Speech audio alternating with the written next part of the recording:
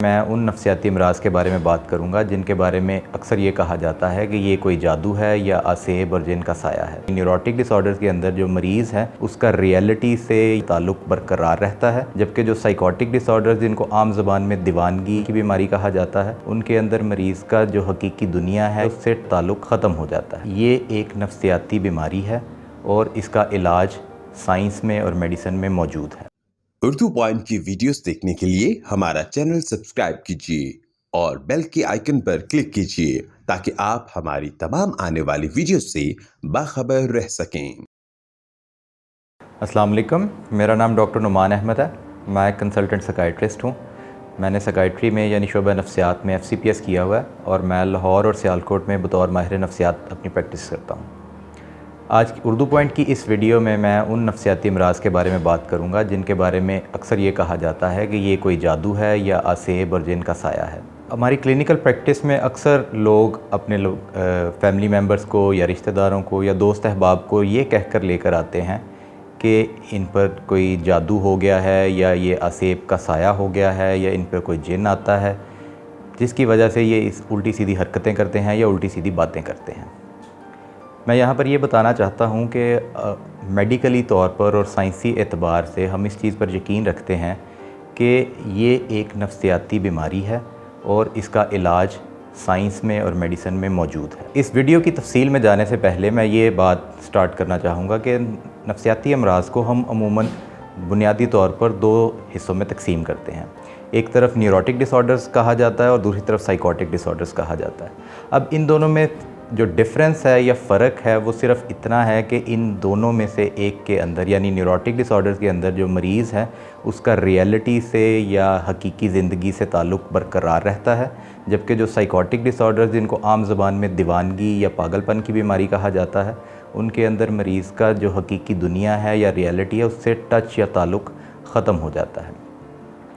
अब इस बात में किस हद तक सदाकत है कि जी ये जिन है या जादू है या आसेब है, तो मेडिसन में या मेडिकल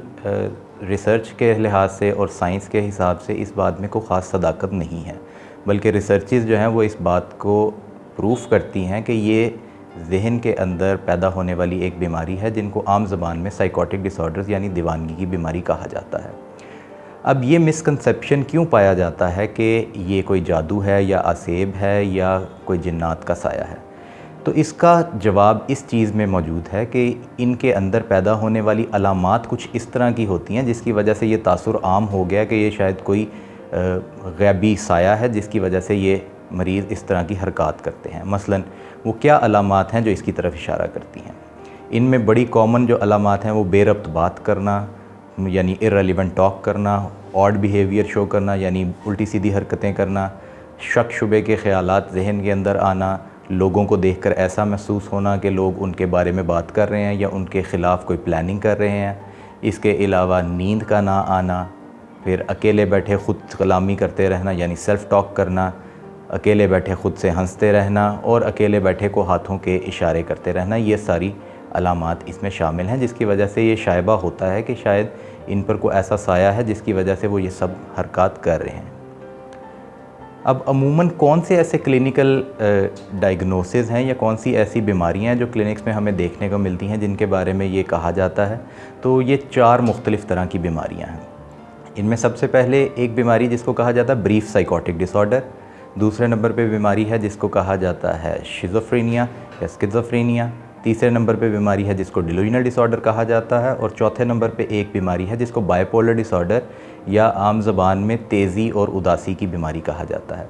मैं अगली आने वाली वीडियोस में इनके ऊपर तफसील से बात करूँगा, लेकिन अभी फ़िलहाल हम इस चीज़ पर फोकस करते हैं कि वो क्या अवामिल हैं जिनकी वजह से ये बीमारियाँ जो हैं वो पैदा हो जाती हैं। अब इसके अंदर सबसे पहले तो ये कि अगर किसी को फैमिली हिस्ट्री है कि अगर किसी के ख़ानदान में कोई ऐसे मरीज़ हैं जिनको पहले ये मसला हो चुका है तो उनमें ये बीमारी पैदा होने के चांसेस बाकी लोगों की निस्बत ज़्यादा होते हैं। दूसरे नंबर पर अगर कोई जहन के अंदर कोई ऐसी बीमारी है या मेडिकल प्रॉब्लम है, जिस तरह कोई ट्रॉमा होना यानी को सर पे चोट लगना, स्ट्रोक या फालिज का अटैक हो जाना, जहन के अंदर कोई ट्यूमर होना, ये इनकी वजह से भी अलामात पैदा हो सकती हैं।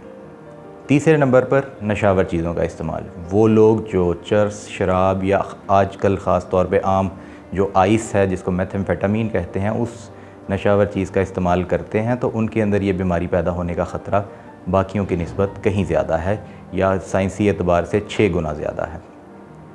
इसके अलावा कोई भी ऐसी चीज़ या कोई भी ऐसा स्ट्रेसफुल इवेंट या सदमा जो एकदम से आए, उसके अंदर ये बीमारी पैदा होने का ख़तरा लाहक हो सकता है। और आखिर में जहन के अंदर कुछ कीमियाई मादे हैं जिनकी वजह से, जिनके इम्बैलेंस की वजह से ये बीमारी पैदा होती है, और उसकी वजह से इंसान की थॉट्स यानी सोचने की मसाइल पैदा होते हैं, उसकी जजमेंट यानी फ़ैसला करने की सलाहियत पे असर आता है, परसेप्शंस यानी तख़य्युल जो है वो ख़राब हो जाता है, जिसको आम ज़बान में हम हेलुसिनेशंस कहते हैं, यानी उनको अकेले बैठे को कानों में आवाज़ें आती हैं या कुछ चीज़ें दिखाई देती हैं जबकि वो चीज़ें मौजूद नहीं होती। ये तो वो अवामिल हैं जिसकी वजह से ये बीमारी पैदा हो सकती है।